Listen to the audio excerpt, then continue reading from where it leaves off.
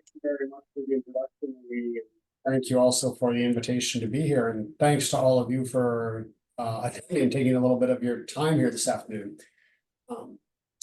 So for much of this, I do want to share with you some thoughts, kind of more from a 30,000-foot perspective that allows me to do a little bit of a retrospective on what I've learned from a couple of decades involved now with law and policy touching on property, coastlines, and hazards. If that's not what you're interested in, that kind of big picture view, I'll bring it back a little closer to Earth at the end or partway through by sharing a list of what we could probably call some of the low-hanging fruit of adaptation at the local level. And these are strategies that we know something about, understand, and have actually been implemented somewhere. And that while maybe more of them should be the norm, they're not yet. As an attorney, property has always been a unifying theme in all of my professional work. Concerns about property are actually what led me to study law in the first place. And I've studied and written about law in various contexts, whether it be international human rights, common property regimes, indigenous rights to property, comprehensive planning law, coastal law, the Endangered Species Act. I spent the last 13 years at Florida and working with local governments to get them thinking about the novel challenges that sea level rise poses for them due to potential legal and financial liabilities. And now I am really delighted to now be here in the Commonwealth. So with that, let's kick this off. So when I first started this work, I made a really specific decision that I was going to focus on potential legal liability and the finances. And why was this focus on infrastructure and legal liability? Well, it was largely just because of the kind of social and political context of the time when I began working with Florida Sea Grant. That was a time at which there had kind of been a more public backlash against the idea of climate change and sea level rise. And you were really starting to see the fruits of the concerted and well-funded campaign to sow doubt on the science of what we were learning. And on top of all that, Florida just elected a governor that really didn't seem to like climate change that much. And of course, there were all these rumors about the governor telling agencies not to use the phrase climate change or even sea level rise. And so Florida, like many places, came up with lots of interesting euphemisms to refer to climate change and sea level rise. So in Florida, one of what we used for climate change was extreme weather events. And then of course, for sea level rise, it wasn't sea level rise, it was nuisance flood. And so these things, because of that kind of political context, it seemed best to try to focus just on the infrastructure impacts, because that allowed me to go directly to local government departments of public works that were already struggling with these impacts and talk to them directly about the financial and legal issues they were already facing. I didn't need to worry about what are we going to call what's happening. They saw it happening. So it was a very effective tactic at first. So what I want to talk about is just how, while it may have been appropriate at the time and worked well to get my foot in the door with many of these local governments, I've come to see that as an approach that we need to dramatically broaden.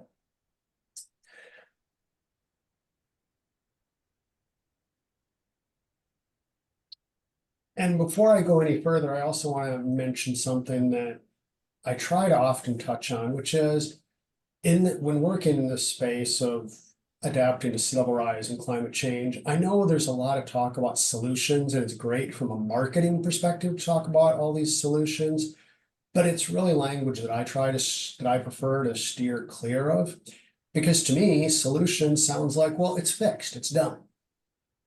And we know that adapting to climate change and sea level rise, it's not something that's one and done and you can forget about it, because what really happens, what's kind of illustrated in that graph there, is if you take an action that impacts your infrastructure and increases the viability of your infrastructure for now, that has a shelf life, it has a time.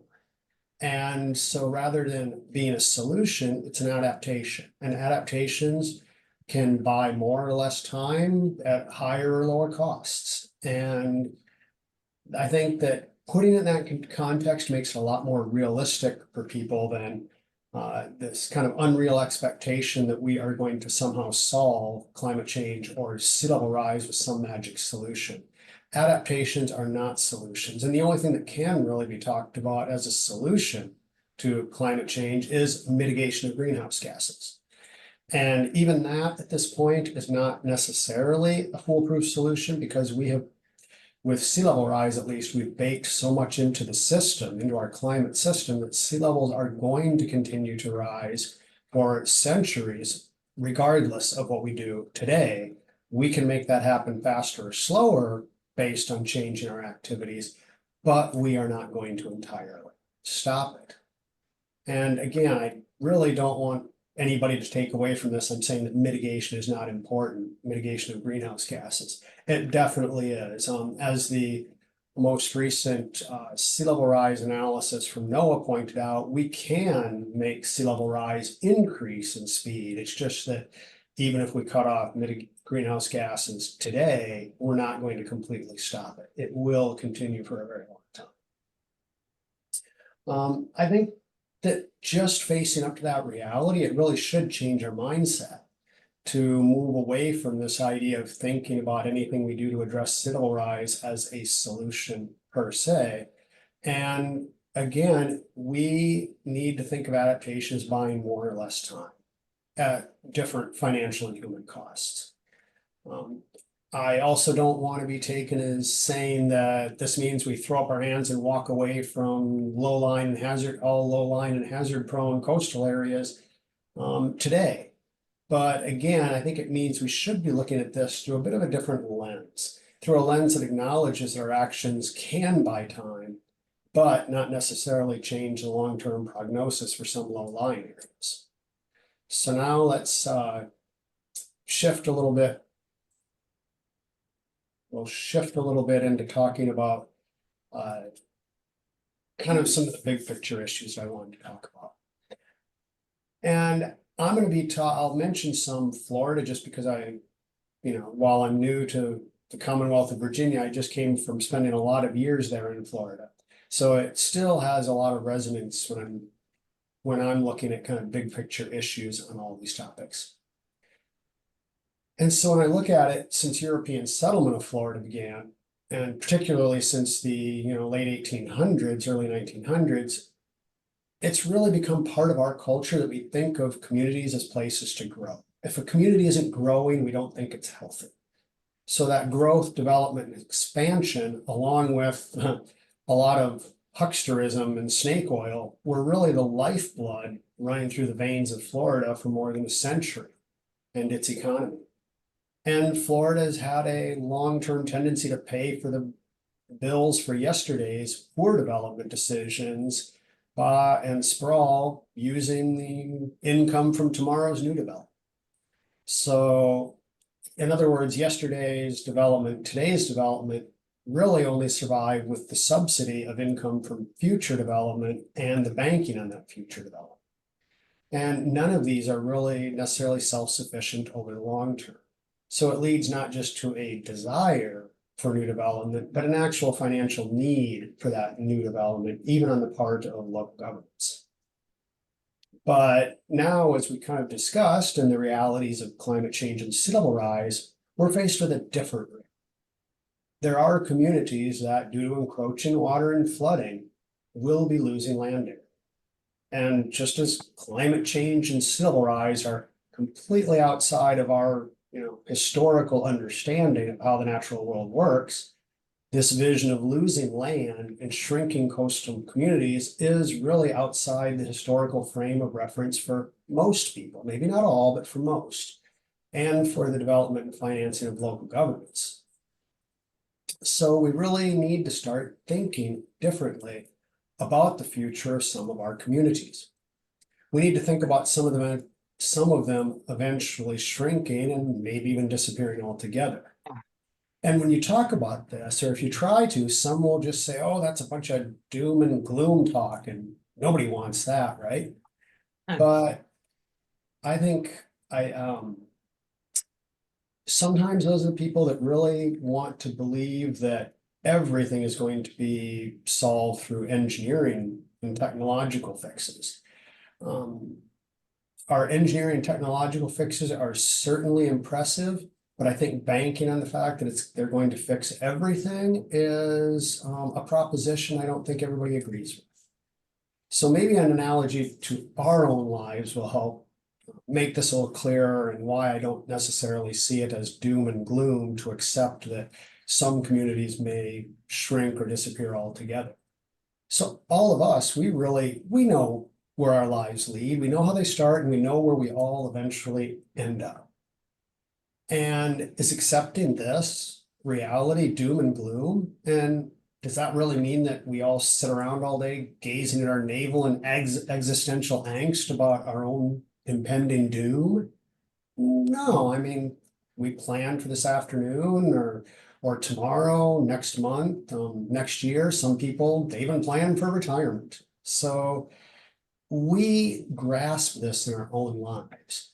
And when we make decisions, we often take into account where we are at in our lives.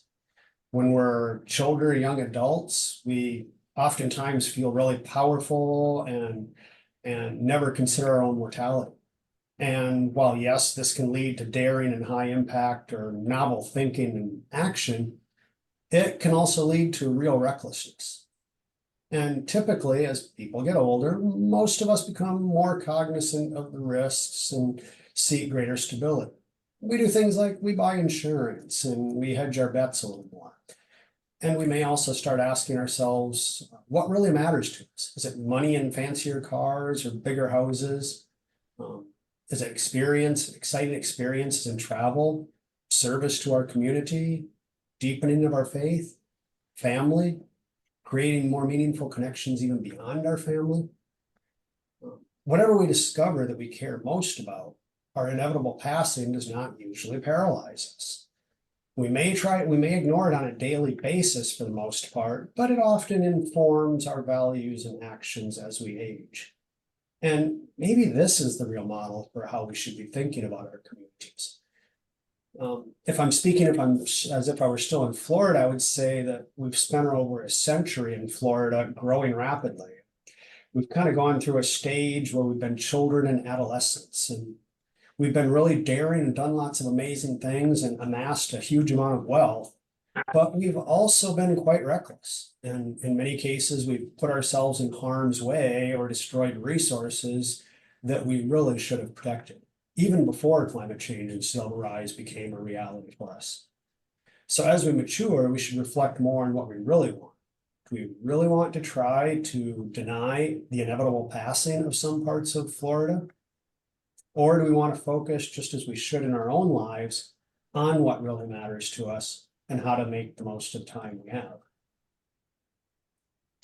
So while here in Virginia, the history may be quite different from that of Florida, one thing remains similar. A lot of people in investment reside in low-lying, at-risk places in coastal areas or along tidally influenced rivers. Maybe it wasn't air conditioning, retirement accounts, the GI Bill, and post-World War II housing boom and marketing blitzes that led to expansion here in Virginia, like in Florida.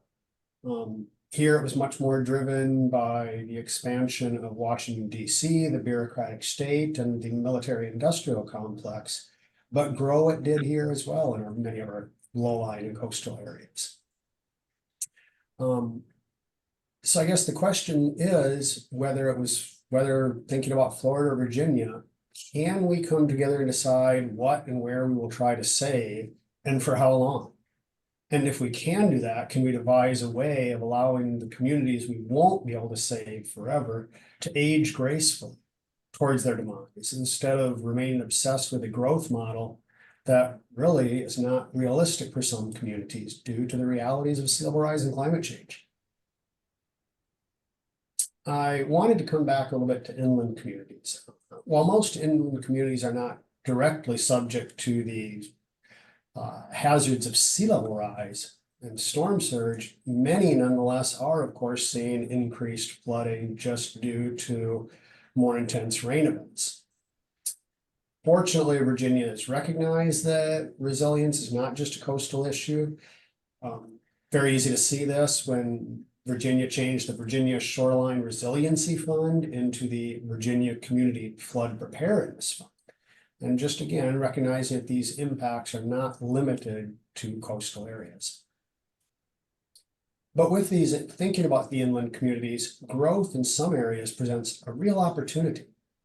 It presents an economic opportunity to change how we plan and build our communities. We can make these communities more resilient.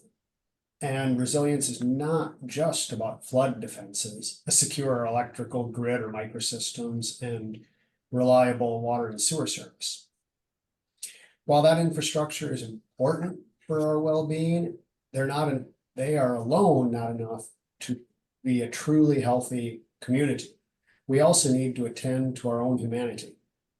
And for example, just last year, I'm sure some of you have heard the US Surgeon General Vivek Murthy talking about our epidemic of loneliness. And they've even attempted to quantify it and say that the impacts of loneliness on people can be as severe as smoking 15 cigarettes a day. So there are many different ways of looking at this. And right now, we've over the last number of years, a lot of people and researchers are starting to document carefully what some wise people have known for a very long time, that resilience also comes from the fabric of a healthy community. And this is what, often is referred to as social capital. So I think it's very much just, again, an analogy with a person. Just as we would expect a person who takes care of themselves and works to live a physically and emotionally and spiritually and socially healthy life, that we expect that person to be able to better weather challenges with grace. The same is true of our communities. The scientific literature increasingly recognizes that social capital is really a key determinant of how well communities adapt and cope with shocks and stressors. And this brings me to one of my last points on this slide. As we begin to think about how to adapt our communities to climate change and sea level rise, we need to consider whether our communities are truly physically, emotionally, spiritually, and socially healthy, even right now. Is our infrastructure sufficient? Is it only sufficient for some, or is it sufficient for all? Do people have opportunities for gainful, dignified economic opportunities to support themselves and their families? And does everyone have the opportunity for education and experiences that help them to be a positive and contributing part of the community? And is our community physically designed to promote healthy and vibrant, diverse social networks that improve our quality of life? And do people all have a voice in helping shape our community? I think that last point is actually particularly important, because when we shut out or shut down the voices of some segments of our community, or never even provide them the opportunity to develop their voice, we miss a real opportunity to learn from those whose experiences may be very different from ours, and that lead to a unique perspective that can help us with new insights. And it's also not a very good feeling if you ever recall a time when your voice was shut out or shut down. And when you disempower people that way, you can convert potential partners into, at best, maybe dead weight, or at worst, even antagonists. So I think when the decisions that we confront are as difficult as some of our communities face with climate change and sea level rise, it's not going to work to only retreat to technocratic so-called solutions. Rather, we're really going to have to work on deep, sustained community engagement, and that's essential for good decision making and creating the social capital that we really need in order to make our communities stronger. And that requires careful processes to ensure really robust public engagement. And while these processes can be very slow and difficult and messy, That is part of the price we pay for living in a democracy, and the price we need to pay for a more inclusive and diverse, vibrant, and resilient community if we're going to invest in it. And I guess while it is trite to say that in every challenge is an opportunity, it's hard not to see that with climate change and sea level rise. I think for too long in my own work, I tended to just focus on the losses that would accrue to us. But I think if we want to build a more positive future, we really do need to embrace the changes that we need to make and not just see them as losses. So I think the conversations need to expand far beyond infrastructure and protecting property. We need to bring all voices to the table, and we need to really talk about what do we value? What do we share? What do we disagree? I think we really need to have some of these difficult conversations about our fundamental values and that we want our policies to promote as we confront shrinking or even disappearing communities, and to maximize our quality of life in those communities as they age. I think we also need to have these conversations so we can focus on the youthful growth of inland communities. That if we work together to design that those newer and growing communities can be more resilient and vibrant, inclusive, and enjoyable places to live. So I guess there really are no easy answers about what it means to put people before property. And when I did the abstract for this, I thought, I'd be presenting a lot more about ideas on how you do that, but it's not easy. As with the public engagement processes, it's messy, it's hard, it's very seldom a clear linear process. That makes it scary, and I think that's part of the reason it doesn't get more press and we don't actually work with it more. It's very difficult, as we and I were talking earlier, it's challenging to put it into clear data. And I think some might actually just argue that, well, if we just focus on protecting property, isn't that the same as protecting people, or at least close enough that with all these problems, shouldn't we just not worry about it? Not necessarily.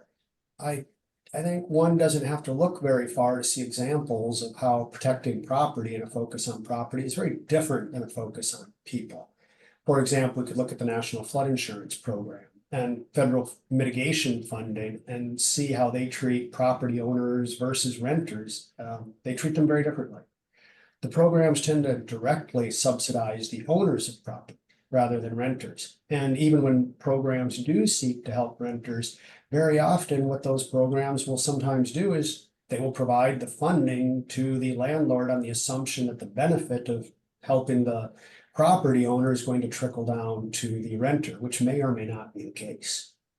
Or maybe, maybe the property owner will simply use that benefit to increase their profit margin.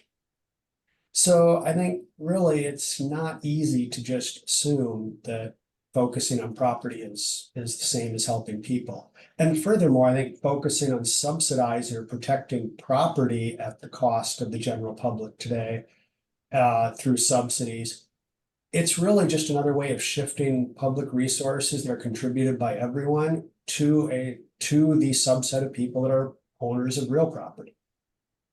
However, if we're going to be doing that, we should acknowledge that today's distribution of real property is in no small part due to many decades of government-sponsored programs that ranged on a spectrum from outright racist and requiring of segregation to those that merely made it harder for people in minority communities to get loans, or as has been demonstrated in the Department of Agriculture, that heavily favored white farmers for agricultural loans than white farmers, thus putting black farmers, thus putting many black farmers out of business. So really, it's not neutral to subsidize property owners, because our distribution of property is not itself a product of neutral policies. And do we really believe that directing more funding towards current property owners does anything other than perpetuate the current structure of ownership that indeed resulted in part from inequitable government policies? Thus, I think what we need to do is keep in mind that when we build infrastructure, we do not build it for its own sake. We build it to serve the needs of those in our communities. This is also how we need to adapt to climate change and sea level rise. It's not just about creating stronger infrastructure. It's not just about creating enough dwelling units or enough jobs. It's not only about local governments, landowners, builders, or developers making money. It seems that we've kind of made these things our goals, but rather than these being the end goals, they should all be part of a larger goal, which is building places that create the communities that generate the social capital, which allows all of us to live well together while protecting the natural capital we also all depend on. So with that, let's take a step back from that kind of high level perspective and talk a little bit about what and where local governments can be doing now in a policy context. And despite everything I just said in that high level kind of overview and somewhat of a retrospective on my part about putting people before property, as an attorney, my personal background is still a lot stronger on law and policy related to property and infrastructure than how to best increase social capital. So with that somewhat ironic caveat, here are some ideas for the Commonwealth or community and what our communities could do to increase our resilience from a perspective that still probably has a lot more emphasis on the engineered environment rather than people.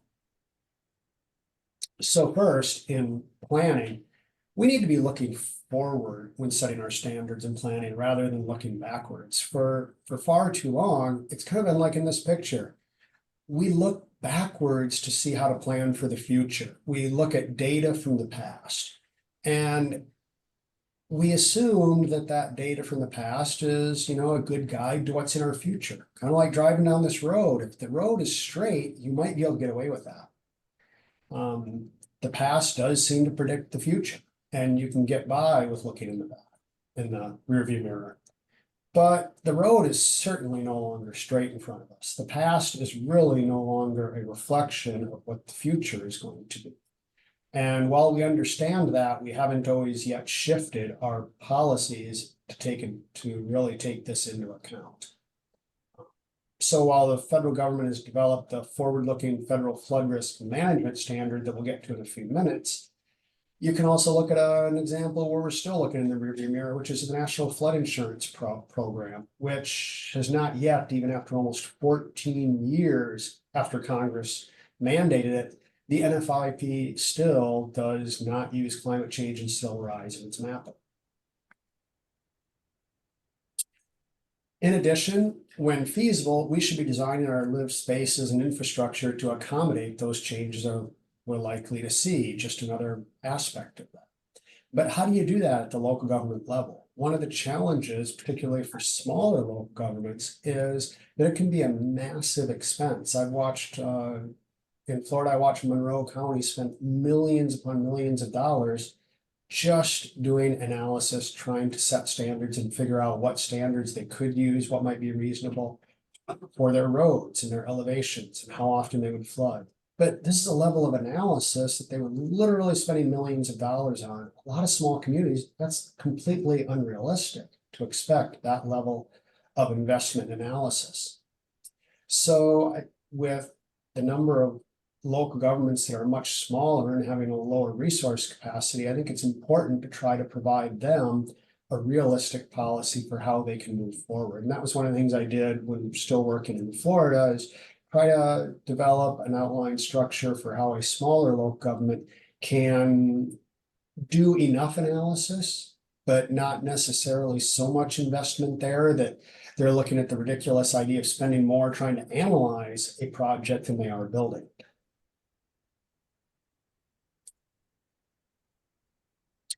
As part of really trying to help local governments avoid potentially ruinous costs of adapting to sea level rise, part of that can depend upon limiting their liabilities for infrastructure. And one of the ways in Florida that I help local governments start doing this is first just limit their dedications of infrastructure.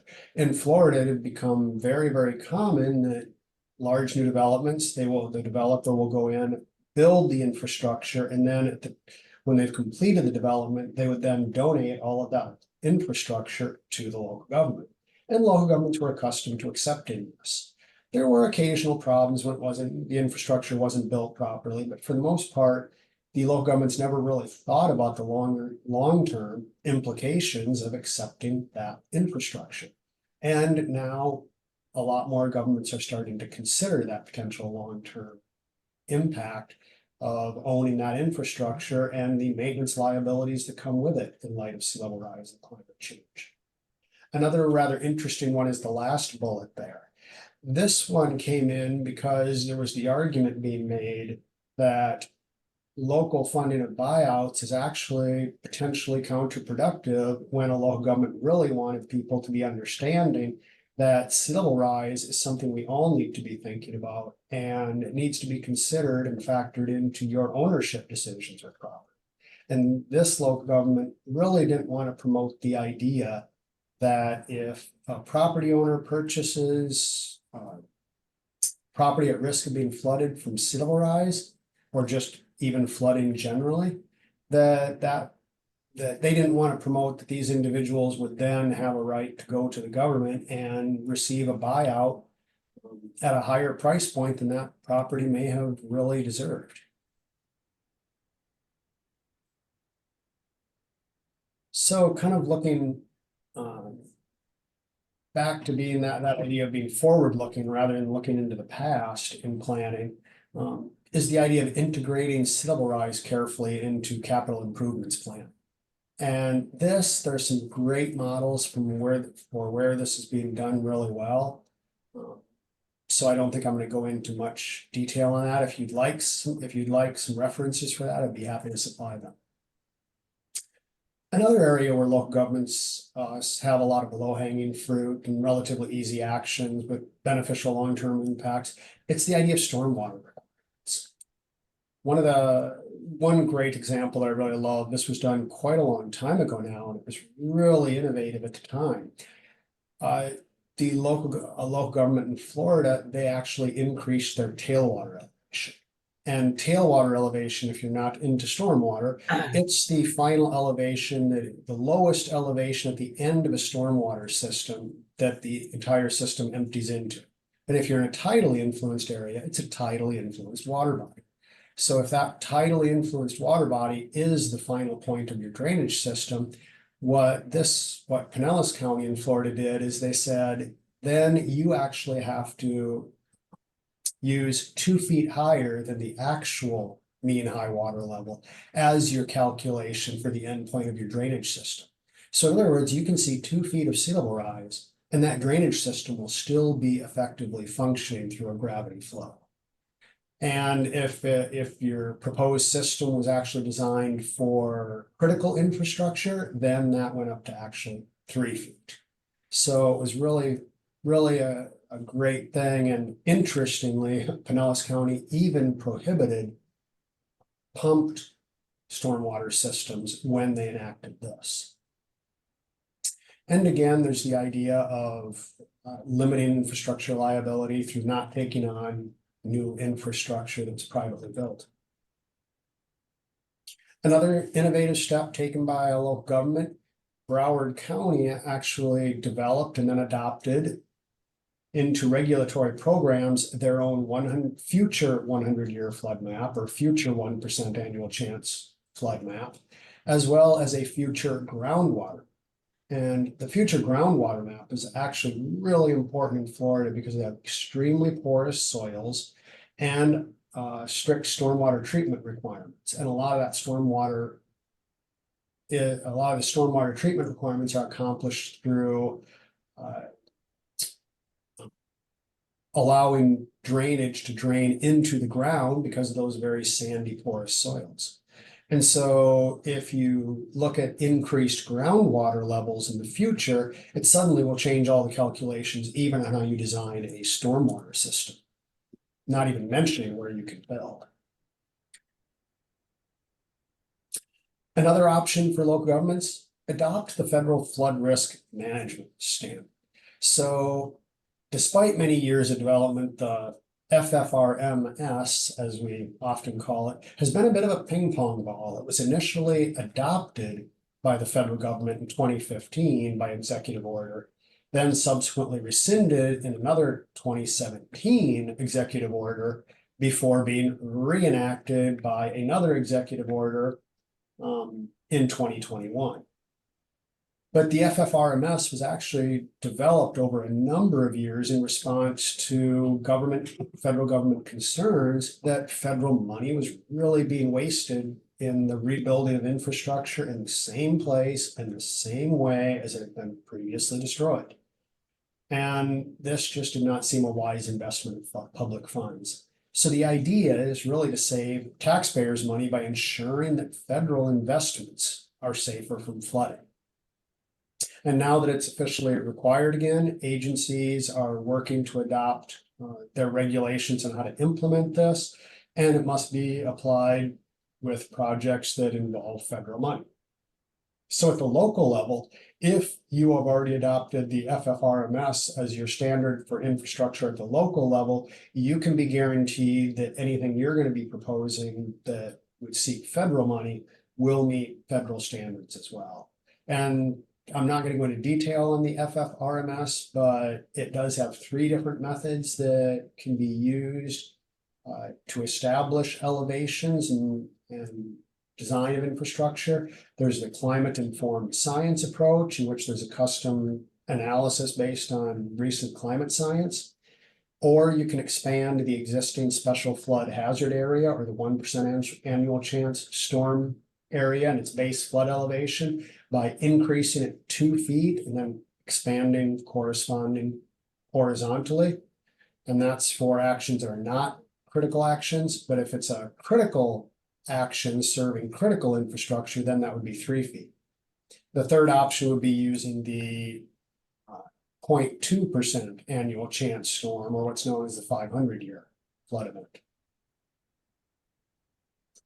And now we finally get to what I've often started with in the past. And it was actually the first thing I started with when I started working on sea level rise. And that was just the idea of notice and providing people notice or disclosure of potential impacts to their property.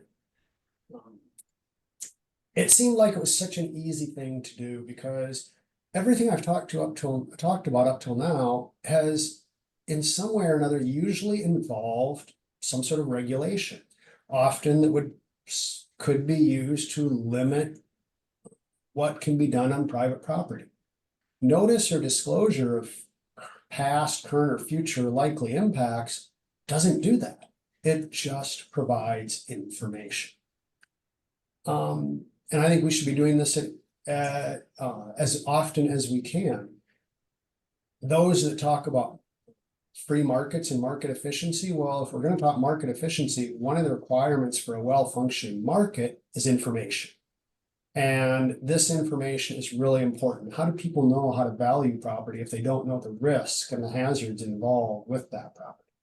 So right now there is another bill being proposed here in Virginia that would require some level of notice to potential property purchasers. It would be merely about past flooding, not necessarily incorporating anything from the future, but it is better than what we have at this point. If we are going to say that private property owners should shoulder some level of responsibility for making good decisions going forward, then we really need to ensure that we're helping provide them the information that allows that decision. So yeah, I want to just go through one example here to show how challenging it really is just to do this. Again, I naively thought when I started this many years ago that this would be the easiest thing that you could do, because again, it's not actually regulating anybody's property. So I don't know how well you can see here. This says Katrina high water 2005. So this line right here on this slab of concrete is on an embankment. This is a bridge right here, an overpass. This is US Interstate 10 at the intersection with Route 43, and it's just north of Bay St. Louis, Mississippi. So this photo was taken at that location. This is over 3 miles away from the nearest body of water. Right above the words Katrina high water here, that is actually that line is the high water mark from Katrina's storm surge. And when the federal government put this marker in on the federal government's own property, a lot of people in Bay St. Louis, Mississippi started complaining. And what do you think they were complaining about? Well, they were complaining that they were saying this is some of the highest value vacant land around the I-10 corridor in the state of Mississippi, and that the federal government was devaluing that land by providing this marker that showed how high Katrina's water level surge had been. So after a lot of arguing by the locals, look what they actually got the federal government to do. You can see here, I took a picture of that same marker several years later, and it had been painted over by the federal government in exchange for, I believe it was in exchange for a maintenance agreement for basically the land around that marker. So you can see that these specific interests in I think it could be called artificially inflating the value of property by intentionally hoping to maintain the ignorance about the risk associated with it is still a very powerful force.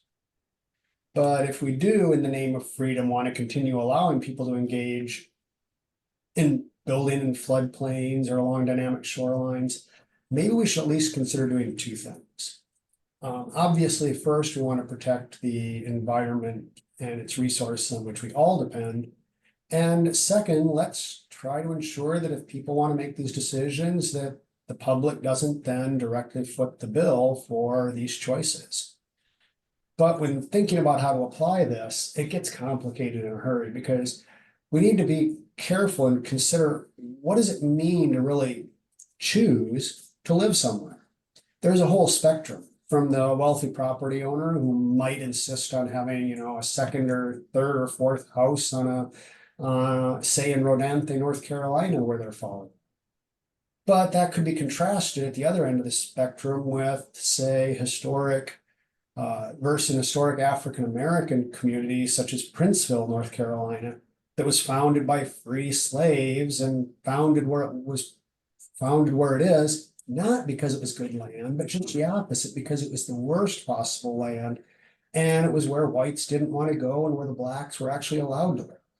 So it's not so easy always to look at what does it mean to choose to live somewhere. Nonetheless, if we are going to still try to limit the potentially ruinous costs to local government, especially small and medium-sized local governments, of trying to maintain infrastructure in difficult places. I'd previously worked with smaller local governments in Florida on this issue, and I just have from one local government I worked with some examples here. I am not going to go through these in detail. I'd rather just, but they'll be here in the presentation for your reference if you'd like. I'd like to now just move on to a Q&A after a little bit of humor review.